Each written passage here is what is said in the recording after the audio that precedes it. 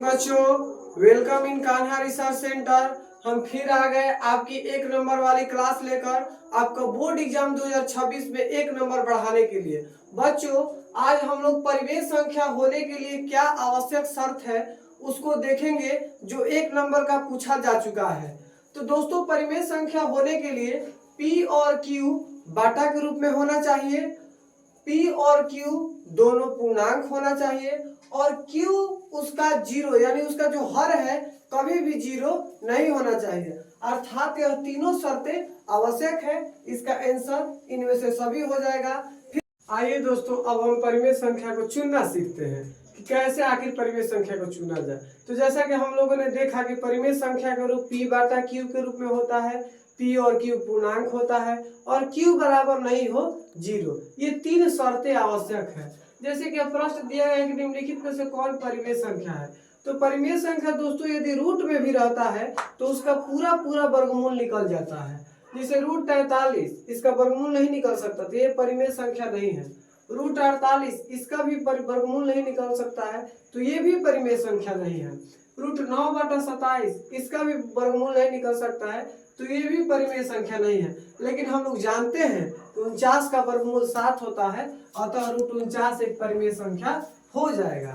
जैसे ये देखिए दोस्तों, इस ऑप्शन में भी फंसाने के लिए आपको दिया गया है, लेकिन आपको फंसना नहीं है। सबसे पहले देखेंगे कि रूट में है, लेकिन यदि उसका वर्गमूल निकल जाता है तो परिमेय संख्या है।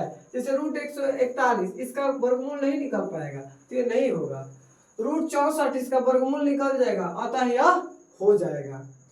इस ऑप्शन में भी हम लोग इसी प्रकार ध्यान से देखेंगे, लेकिन इसमें कहा गया है कि निम्नलिखित में से कौन परिमेय संख्या नहीं है। तो जो रूट में है यदि उसका वर्गमूल नहीं निकलता है तो परिमेय संख्या नहीं है। जैसे 36 का वर्गमूल 6 होता है, 100 का 10, 121 का 11, लेकिन रूट 133 यह किसी भी संख्या का वर्गमूल नहीं है, मतलब यह पूर्ण वर्ग नहीं है, अतः यह परिमेय संख्या नहीं होगा। दोस्तों, कुछ और भी परिमेय संख्या से रिलेटेड सवाल हम लोग देखते हैं। जैसे कि इस प्रश्न में पूछा गया है कि निम्नलिखित में से कौन अपरिमेय संख्या है। तो वही अपरिमेय संख्या होगा जो परिमेय नहीं है।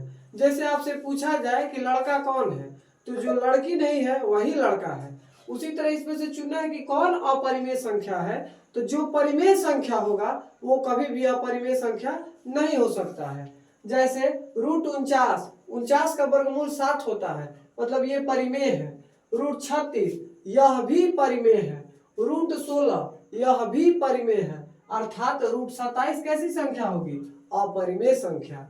जैसे इसमें देखिए कि निम्नलिखित में कौन अपरिमेय संख्या, इसमें भी अपरिमेय संख्या ही चुनना है। तो जब भी दोस्तों अपरिमेय संख्या चुनने के लिए आए, सबसे पहले आप परिमेय संख्या को चुने। जैसे 4.3 पर बार है, तो बार वाली भी जितनी संख्याएं होती हैं वे सभी परिमेय होती हैं, क्योंकि हम जानते हैं कि परिमेय संख्या का दशमलव प्रसार अशांत आवर्ती होता है, अर्थात एक ही संख्या बार बार रिपीट होता है। तो 4.3 पे बार भी क्या होगा? परिमेय संख्या। रूट 196 14 का वर्गमूल होता है, तो अतः यह भी परिमेय होगा।